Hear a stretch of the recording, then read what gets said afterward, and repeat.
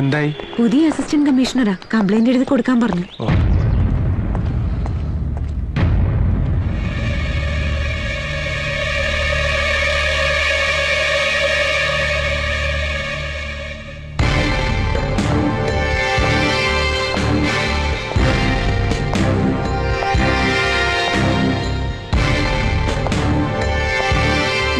നിനക്കിവിടെ എന്താ കാര്യം?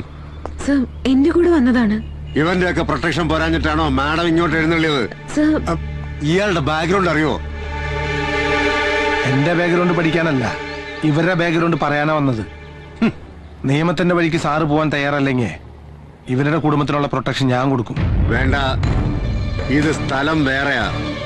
നീ മലാക്ക കോളനിയുടെ ബലത്തിൽ കളിച്ച കളി ഇവിടെ എടുത്താ നിന്നെ ഞാൻ കളി പഠിപ്പിക്കും.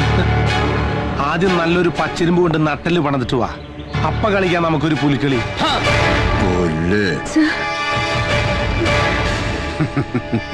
ഇപ്പൊ പിടിച്ചകത്തിട്ട് നിന്റെ പ്രാണനം ഊറ്റിയെടുത്താ പോലും ഒരു പുല്ലിനും ഈ രാമനാഥനോട് ചോദിക്കില്ലടാ.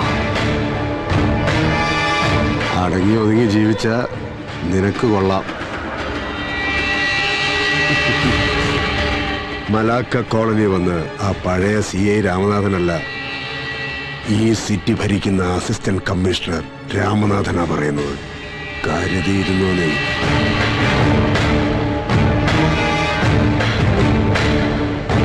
പക്ഷേ തെരുവിൽ കിടന്ന് തമ്മിത്തല്ലി ചാകാൻ വിധിക്കപ്പെട്ട ഇവനെ പോലുള്ള ചെറ്റകളെ കൊണ്ട് നടന്നാലേ പാതിരായ്ക്ക് പൊരയില് പോലീസ് കേറി നിരങ്ങും. മോളെ മറക്കണ്ട.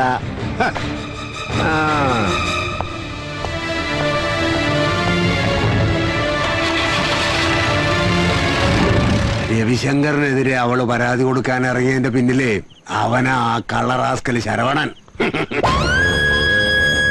പഠിച്ചു കിടക്കേണ്ട പ്രായത്തില് വിശന്നു പൊരിഞ്ഞ വയറിൽ മുണ്ട് മുറുക്കി കെട്ടി കൊച്ചിയിലേക്ക് നാടുവിട്ടു വരുമ്പോ മനസ്സിൽ അന്നേ തീരുമാനിച്ചു വിശപ്പിന് മുന്നിലെന്നല്ല എവിടെയും തല ഒഴിക്കില്ലെന്ന്. അന്ന് മുതൽ സ്വന്തം അപ്പന്റെ മുന്നിൽ പോലും നെഞ്ചു വിരിച്ചു നിന്നിട്ടുള്ളൂ ജോസേട്ടൻ. എനിക്കിട്ടാ അവൻ പണിയുന്നത്. ജോസേട്ടാ, ആവേശം കൊണ്ടുള്ള എടുത്തുചാട്ടം ബുദ്ധിയല്ല.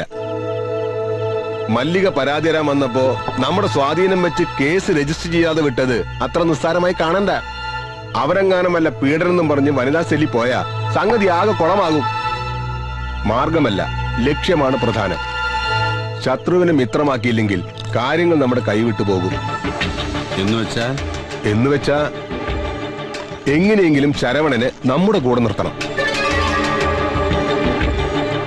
വക്കീൽ പറഞ്ഞാ ശരി, പക്ഷെ അവനെ കൂടെ കൂട്ടുക എന്നുള്ളത് എളുപ്പമല്ല.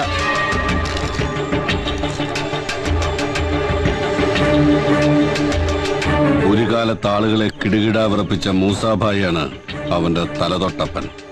അയാള് വിചാരിച്ചാൽ മാത്രമേ.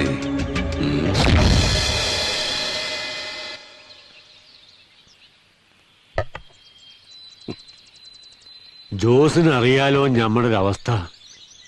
ഏതായാലും ഓൻ വരട്ടെ. തലശ്ശേരി എന്നുള്ള ബന്ധത്തില് ഈ കുട്ടി ഒരാളല്ലേ ഉള്ളൂ. ഖദീജ മയ്യത്തായപ്പോ വേറൊരു നിക്കാഹിന് പലരും നിർബന്ധിച്ച്. പക്ഷേ ഇവളുടെ കാര്യം ഓർത്തപ്പോ വേണ്ടെന്ന് വെച്ചു.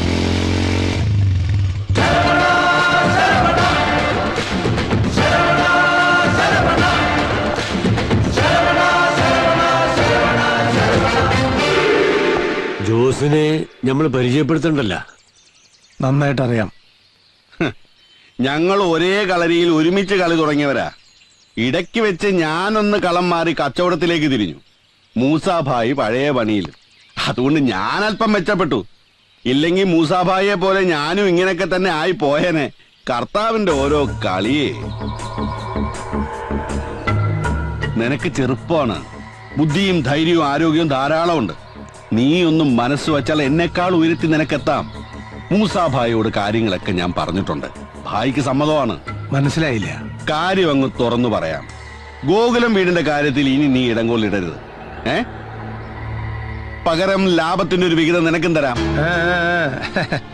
തന്നേക്കാൾ കരുത്തിനാണ് എതിരാളി എന്ന് കാണുമ്പോ കോംപ്രമൈസിന് ഒരുങ്ങുന്ന സാധാ കൊട്ടേഷൻ ടീമുള്ള ലിസ്റ്റിൽ എന്നെ പെടുത്തരുത്. ആദ്യം ഗോകുലം വീടിന്റെ ഡീലിങ്സ് മാറ്, എന്നിട്ടാവും നമുക്ക് ബാക്കി കാര്യം സംസാരം.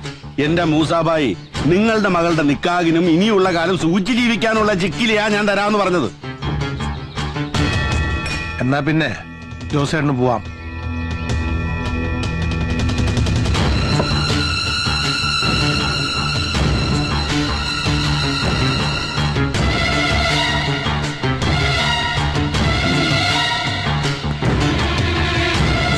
മൂസഭായി, ഇവൻ നിങ്ങളുടെ കുഴി തോണ്ടാൻ വന്നവനാ. സൂക്ഷിച്ചോ രണ്ടാളും.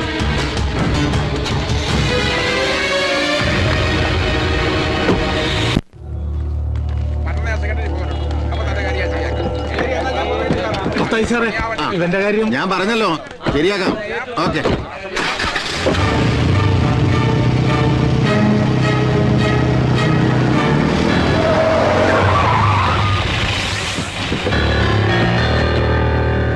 സാറേ, ഞങ്ങള് നൈനാൻസ് കമ്പനിയിൽ നിന്ന് വരിക ഈ വണ്ടി പിടിച്ചോണ്ട് പോവാൻ. പലതവണ പറഞ്ഞിട്ടും കുടിശ്ശിക അടച്ചു തീർക്കാത്തോണ്ട് വണ്ടി തിരിച്ചു പിടിക്കണമെന്നാ ഞങ്ങൾക്ക് കിട്ടിയ ഓർഡർ. ഈ നിൽക്കുന്ന ആരാന്നറിയോ? ഞങ്ങളുടെ പാർട്ടിയുടെ കേന്ദ്രത്തിലെ ജോയിന്റ് സെക്രട്ടറിയാ, IACC അനിശ്ചയത്തെ നേതാവാ. IACC അല്ല, വണ്ടിയുടെ CC അടയ്ക്കേണ്ട കാര്യ. ഒരു വർഷത്തെ കുടിശ്ശിക ബാക്കിണ്ടേ. കുടിശ്ശികയും കുടിപ്പകയും നടുറൂട്ടി ചർച്ച ചെയ്യേണ്ട. അടയ്ക്കാനുള്ളതൊക്കെ കേന്ദ്ര കമ്മിറ്റി കഴിഞ്ഞിട്ട് ഞാനൊന്ന് ആലോചിച്ചിട്ട് അറിയിക്കാം. ഇപ്പൊ വണ്ടി എടുത്ത് മാറ്റണ. കേന്ദ്രത്തില് നമ്മളൊക്കെ ജോയിന്റിലെ കാര്യങ്ങള്, കേരളത്തിലെ കളി വേറെ സാറേ. പക്ഷെ ഇപ്പൊ വണ്ടി കൊണ്ടേ പോകൂ. നീ എന്നെ രാഷ്ട്രീയം പഠിപ്പിക്ക. കുറച്ച് ഗുണ്ടായുസവും കുതിയാലോട്ടൊക്കെ കളിച്ചിട്ട് തന്നെയാ ഈ കതറൂട്ട് ഞാൻ ഇപ്പോഴും നടക്കുന്നത്. ഉജാല മുക്കി തെച്ച് വടിവാക്കി ഈ കതറുമിട്ട് മഹാത്മാഗാന്ധിയുടെ ക്വാളിറ്റി പറഞ്ഞ് കോളീസിൽ പാഞ്ഞടക്കുന്ന രാഷ്ട്രീയ നേതാവിന്റെ അടവ് നയം ഇവിടുത്തെ നാട്ടുകാർക്ക് നന്നായിട്ട് അറിയാം. പക്ഷേ എടുത്ത വണ്ടിയുടെ അടവ് തിരിച്ചടച്ചില്ലെങ്കിൽ ഞങ്ങള് CC-കാരുടെ അടവ് നയം സാറിനെ അറിയിക്കേണ്ടി വരും. ജോയിന്റ് സെക്രട്ടറി ആണെന്ന് നോക്കൊന്നുമില്ല, അടിച്ച് ജോയിന്റ് ഇളക്കി കളയും ഞാൻ. നീ എന്ത് ചെയ്യുന്നാടാ ഞങ്ങൾ ഇത്ര അണികളുള്ളപ്പോ? ഷൺമുഖ, നീയൊക്കെ സമരത്തിന് സർക്കാർ വണ്ടിയുടെ ടയർ കുത്തിപ്പൊട്ടിച്ച പഴക്കുള്ളൂ. എനിക്ക് വയറു കുത്തിപ്പൊട്ടിച്ച തഴക്കം. പൊട്ടലു വാരി സമരമാല തീർക്കും ഞാൻ. നീയൊക്കെ അണിയല്ല, നീയൊക്കെ പാർട്ടിയുടെ വെറും ആണിയാ. വേണ്ട വേണ്ട.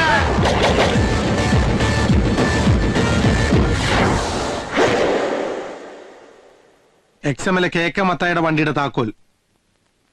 MD കാണണമെന്ന് പറഞ്ഞ് കുറച്ചേറെ വെയിറ്റ് ചെയ്യുന്നു.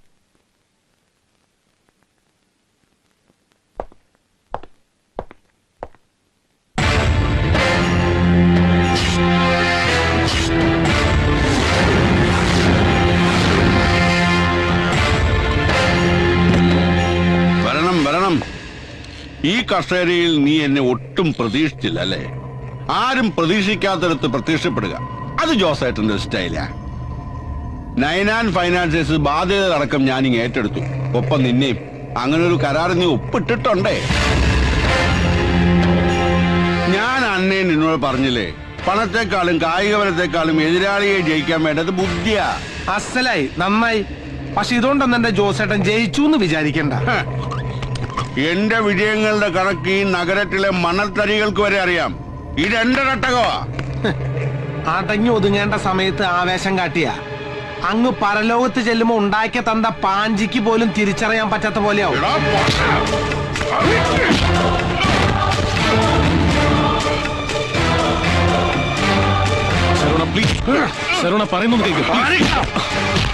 നിന്റെ മൂസാക്കയുടെ പ്രായമുള്ളതുകൊണ്ട് മാത്രം നിന്നെ ഞാൻ വെറുതെ വിടണേ. ഇനിയെങ്ങാനും നീ എനിക്കിട്ട് പണിയാൻ വന്ന സാക്ഷാൽ പഴനിമുരുകനാണ് സത്യം. നിന്നെ ഞാൻ നിർത്തി കത്തിക്കും കേട്ടാ.